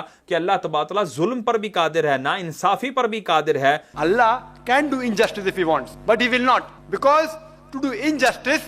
is ungodly. لیکن اللہ نا انصافی کرتا نہیں ہے. معاذ اللہ ثم معاذ اللہ. او بھائی جب تم اللہ تعالیٰ کے لیے جھوٹ ممکن مان رہے ہو، نا انصافی ممکن مان رہے ہو، تو سامنے والا جو بددین ہے، جو اللہ اور اس کے رسول کا دشمن ہے، دین کا دشمن ہے، وہ کہے گا نا کہ جب ممکن ہے تو پھر ہوا بھی ہے. ہوا بھی ہوگا, اللہ تعالیٰ نے کہا بھی ہوگا, اللہ تعالیٰ نے ظلم کیا بھی ہوگا, اللہ نے جھوٹ بولا بھی ہوگا, قرآن کی کئی آیات جھوٹ پر بھی مبنی ہوں گی, لیکن جب وہ اہل سنت کا عقیدہ سنے گا تو وہ خاموش ہو جائے گا اور اس کے پاس کوئی اعتراض نہیں بچے گا کہ ہم یہ کہتے ہیں اللہ تبارک تعالیٰ سے جھوٹ ممکن ہی نہیں ہے, ظلم ممکن ہی نہیں ہے, نا انصافی ممکن ہی نہیں ہے, اللہ تبارک تعالیٰ سے خدائی کبھی ختم ہو سکتی ہی نہیں ہے. تو جب یہ ساری چیزیں اللہ تبارک تعالیٰ کے لیے محال ہیں, اللہ تعالیٰ سے ممکن ہی نہیں ہیں, تو وہ اعتراض بھی لازم نہیں آئے گا جو بددین کر رہا ہے. تو یہ ان کے وہ گندے اور واہیات عقائد ہیں جس کی وجہ سے ہم ان کی مخالفت کرتے ہیں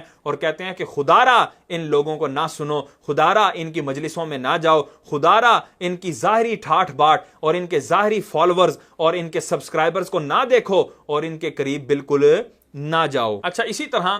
ان دیوبندیوں کا ایک بہت بڑا علامہ ہے اور ان کے دیوبند مدرسے کا بانی بھی ہے قاسم نانوتوی, جس کو یہ قاسم العلوم بھی کہتے ہیں اور بڑے بڑے القابات دیتے ہیں, اور اس کو بھی اپنا معتمد اور معتبر عالم گردانتے ہیں. اس نے اپنی کتاب تحذیر الناس کے اندر حضور سرور کونین صلی اللہ علیہ وسلم کی ختم نبوت کا انکار کیا ہے, اور کس انداز سے اس نے انکار کیا ہے یہ آپ کے سامنے صفحہ شو ہو رہا ہے. صفحہ نمبر 4 اور 5 کے اوپر یہ مطبوع ہے دارالاشاعت کراچی کی. اس پر قاسم نانوتوی جو ہے وہ لکھتا ہے, سو عوام کے خیال میں تو رسول اللہ صلی اللہ تعالی وسلم کا خاتم ہونا بئی معنی ہے کہ آپ کا زمانہ انبیاء سابق کے بعد, یعنی پہلے انبیاء کے بعد, اور آپ سب میں آخری نبی ہیں, مگر اہل فہم پر روشن ہوگا کہ تقدم یا تأخر یعنی پہلے ہونا یا بعد میں ہونا بالذات کچھ فضیلت نہیں. یہاں پر دیکھیں قاسم نانوتوی نے خاتم النبیین کا جو معنی تمام امت نے لیا, ساری امت کا اس بات پر اجماع ہے,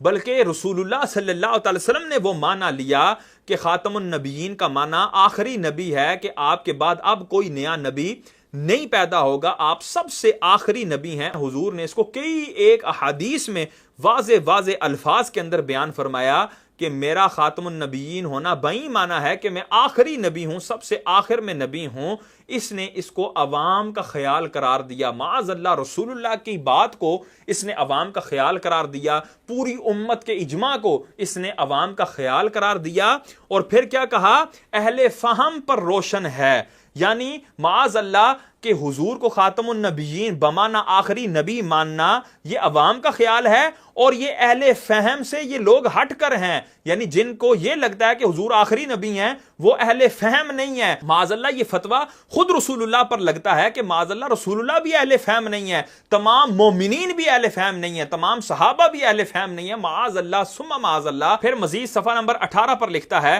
بلکہ بالفرض آپ صلی اللہ علیہ وسلم کے زمانے میں بھی کہیں اور کوئی نبی ہو,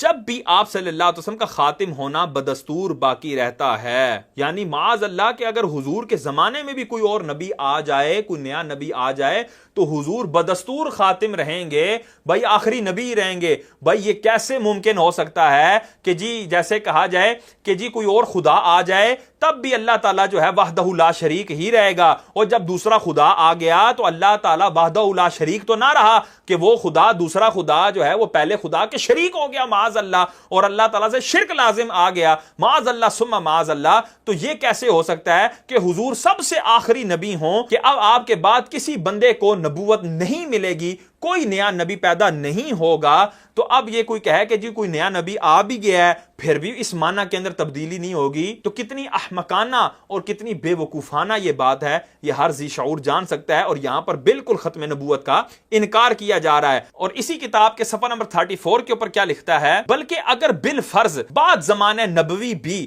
کوئی نبی پیدا ہو تو بھی خاتمیت محمدی میں کچھ فرق نہ آئے گا, چہ جائے کہ آپ کے معاصر کسی اور زمین میں, یا فرض کیجئے اسی زمین میں کوئی اور نبی تجویز کیا جائے. یعنی معاذ اللہ اگر حضور کے زمانے کے بعد بھی اگر کوئی نبی آ جاتا ہے تب بھی خاتمیت محمدی میں فرق نہیں آئے گا, یعنی حضور خاتم النبیین ہی رہیں گے اور وہ نیا نبی بھی آ جائے گا. تو میں کہتا ہوں مسلمانوں, تو پھر تم جو ہے وہ قادیانیوں کو کافر کیوں کہتے ہو؟ مان لو نا معاذ اللہ یہ دیوبندی جتنے بھی ہیں یہ اپنے قاسم نانوتوی کی بات مانتے ہوئے اس کانے دجال کو نبی مان لینا کہ حضور سرور کونین تو خاتم الانبیاء ہیں ہی ہیں، خاتم المرسلین ہیں ہی ہیں، اور آپ کے بعد اب کوئی نیا نبی آیا ہے تو آپ کی خاتمیت میں تو کوئی فرق نہیں آیا، تمہارے مطابق تو ختم نبوت کا مسئلہ ٹوٹتا ہی نہیں ہے، تمہارے مطابق تو ختم نبوت پہ کسی طرح آنچ آ سکتی ہی نہیں ہے، بے شک کوئی نبی آتا رہے، کوئی جو ہے نبوت کا دعویٰ کرتا رہے، تمہارے مطابق تو کچھ بھی مسئلہ نہیں ہوگا، یہ تو ہمیں مسئلہ ہے، یہ ہمارے لیے جو ہے وہ امتحان کی بات ہے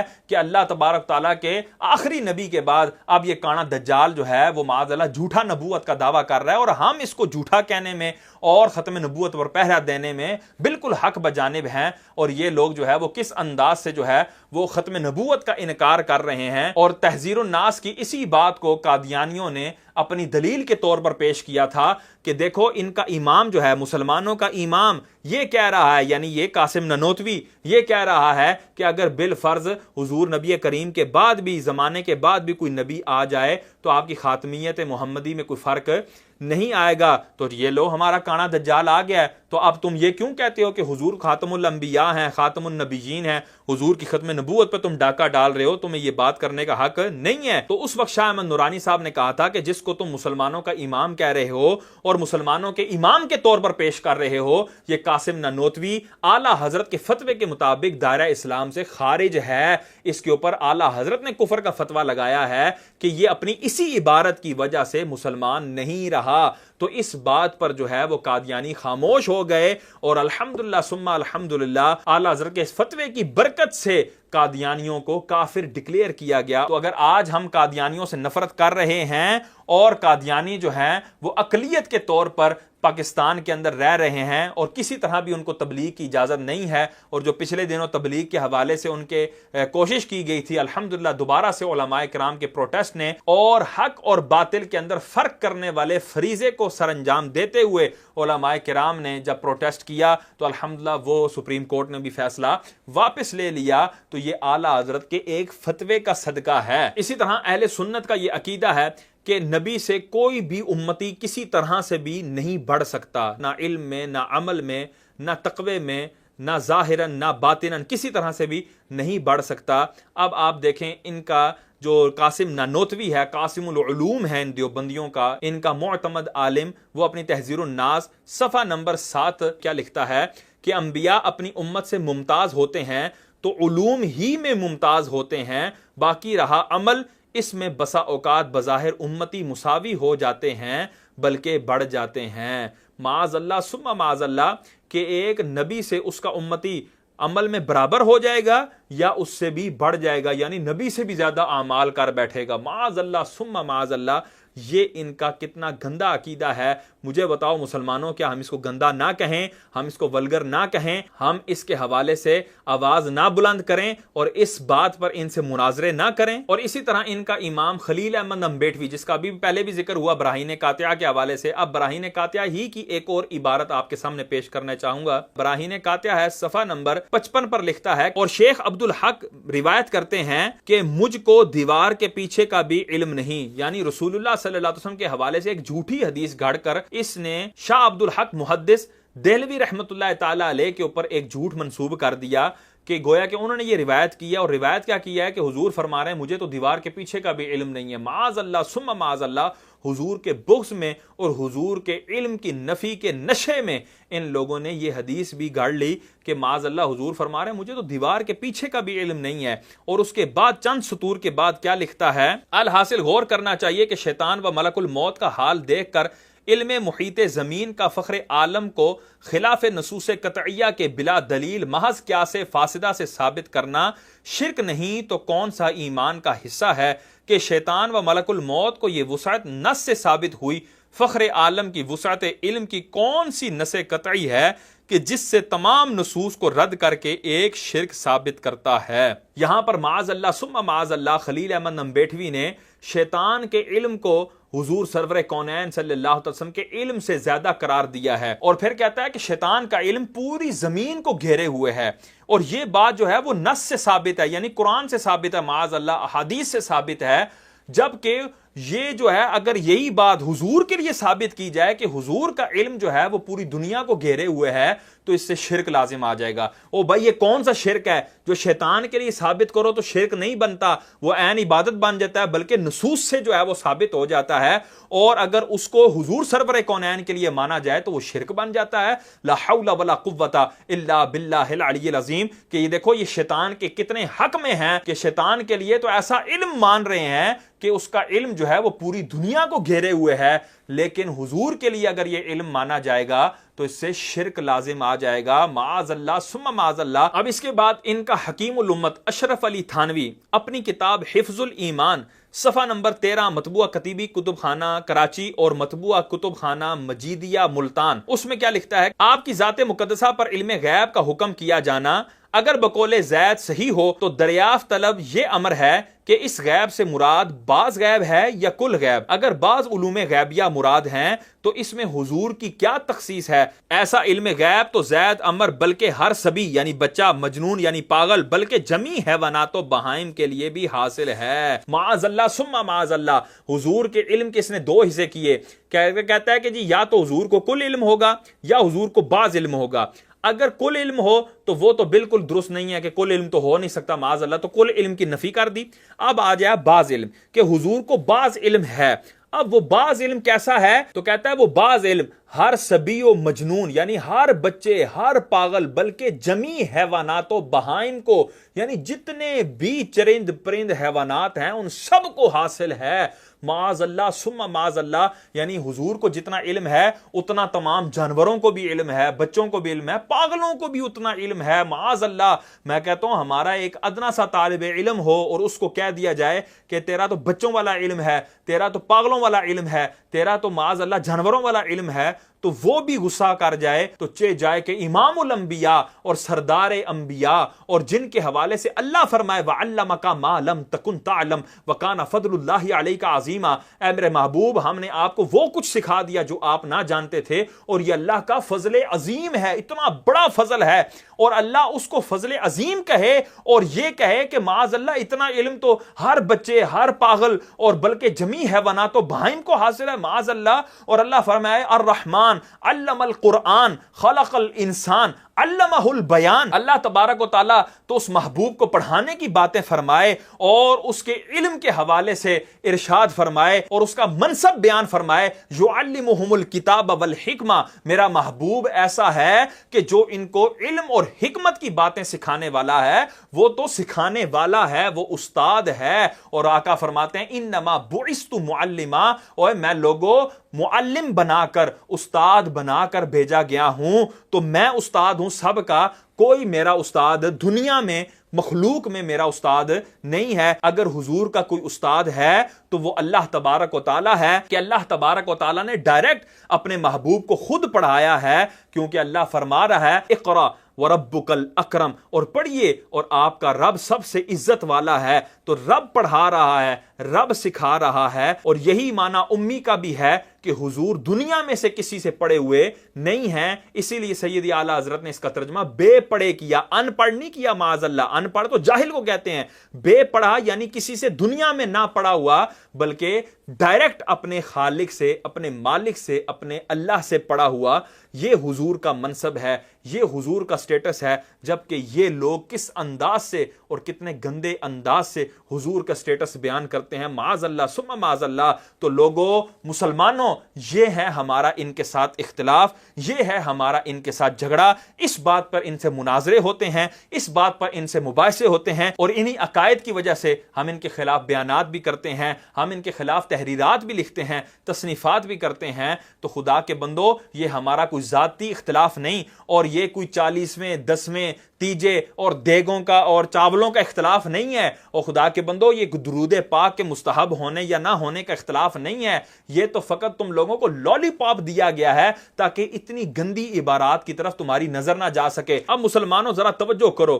کہ اگر دیوبندی وہابیوں کے ساتھ ہمارا اختلاف ہوتا اور یہ چیزیں سامنے نہ ہوتی, یعنی اذان سے پہلے درود پاک پڑھا جائے یا نہ پڑھا جائے, جنازے کے بعد دعا مانگی جائے یا نہ مانگی جائے، قبر کے اوپر اذان دی جائے یا نہ دی جائے، 10واں، تیجا، 40واں، فاتحہ، کل خوانی، ختم وغیرہ یہ کیا جائے یا نہ کیا جائے، درود پاک پڑھا جائے یا نہ پڑھا جائے، 11ویں کی جائے، 12ویں کی جائے یا نہ کی جائے، جلوس کیا جائے یا نہ کیا جائے، میلاد شریف منایا جائے یا نہ منایا جائے، اگر یہ باتیں نہ ہوتی تو آپ لوگ سوچتے نا کہ دیوبندیوں سے، وہابیوں سے سنیوں کا کیا اختلاف ہے، تو جب آپ سوچتے تو آپ لوگ پیچھا بھی کرتے، آپ لوگ تحقیق بھی کرتے، اور جب آپ تحقیق کرتے اور ان کی کتابیں کھولتے اور یہ عبارات آپ کی نظر سے گزرتی تو مجھے بتاؤ کیا آپ لوگ جو ہے ان کے ساتھ دوستی رکھتے؟ کیا آپ ان کے ساتھ میل جول رکھتے؟ کیا آپ ان کے اداروں کو چندہ دیتے؟ اور کیا آپ ان کے ساتھ باہمی مودت اور محبت والے معاملات رکھتے؟ ہرگز نہیں، آپ ان کے ساتھ نفرت کرتے اور ان سے دور ہٹ جاتے اور ان سے اپنا تعلق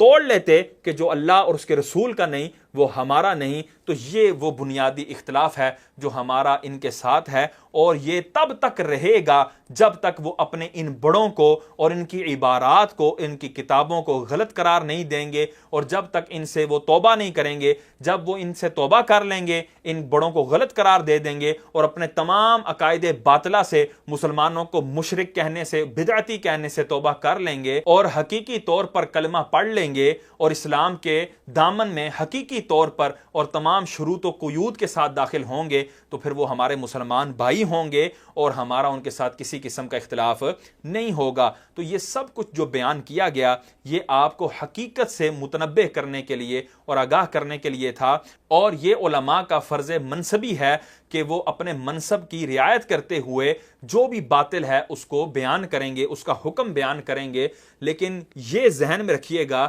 کہ علماء کرام کا کام ہے اس کا شرعی حکم بیان کرنا، اس پر جو سزا دینا ہے یہ حکومت کا کام ہے۔ کبھی بھی اس کے اوپر سزا کے حوالے سے عوام کو نہیں کہا جائے گا کہ عوام جو ہے وہ قانون کو ہاتھ میں لے۔ اچھا، ان چاروں کی عبارات، یہ اشرف علی تھانوی، قاسم ننوتوی، رشید احمد گنگوئی، خلیل احمد نمبیٹھوی، ان چاروں پر، اور پانچواں جو ہے غلام احمد قادیانی تھا، ان پانچوں پر سیدی و سندی اعلی حضرت امام احمد رضا خان فاضل بریلوی رحمۃ اللہ تعالی علیہ نے حسام الحرمین میں، یہ وہ کتاب ہے جس میں اعلی حضرت نے حرمین طیبین کے علماء سے استفتاء کیا کہ یہ چند وہ بندے ہیں کہ جنہوں نے اس طرح کی گستاخانہ عبارات لکھی ہیں، تو اے علماء حرمین طیبین، اے مکے اور مدینے کے علماء، آپ بتائیں کہ اس کا کیا حکم ہے۔ تو انہوں نے بالاتفاق یہ حکم لکھا کہ من شک فی کفرہم و عذابہم فقد کفر، کہ جو ان لوگوں کے کفر اور عذاب میں بھی شک کرے گا وہ بھی کافر اور مرتد ہو جائے گا، وہ بھی دائرہ اسلام سے خارج ہو جائے گا۔ اور یہ جو فتویٰ تھا حسام الحرمین، اس کے اوپر مکے اور مدینے حرمین طیبین کے تقریباً 33 مفتیان کرام نے اس کے اوپر یہ اپنے دستخط کیے، اور پاک و ہند کے تقریباً 254 علماء کرام نے اس کے اوپر اپنے دستخط کیے۔ یہ آپ کے سامنے لسٹیں ظاہر ہو رہی ہیں، علماء حرمین کی لسٹ بھی آپ کے سامنے ظاہر ہو رہی ہے، اور اس کے بعد پاک و ہند کے علماء کرام کی بھی یہ آپ کے سامنے تعداد ظاہر ہو رہی ہے۔ 350 سے زائد علماء کرام ہیں جنہوں نے حسام الحرمین کے اوپر دستخط کیے اور تصدیق کی کہ واقعی اشرف علی تھانوی، قاسم ننوتوی، رشید احمد گنگوئی اور خلیل احمد نمبیٹھوی، اسی طرح غلام احمد قادیانی اپنے کفریہ عقائد اور اپنی کفریہ عبارات کی وجہ سے دائرہ اسلام سے خارج ہیں اور ان کا اسلام سے کوئی تعلق نہیں ہے۔ تو یہ بیان کرنے کے بعد سیدی و سندی اعلی حضرت امام احمد رضا خان فاضل بریلوی رحمۃ اللہ تعالی علیہ نے حسام الحرمین کے حاشیے ہی میں یہ عبارت بھی درج فرمائی ہے، اعلم ان درب الرقاب فی الدنیا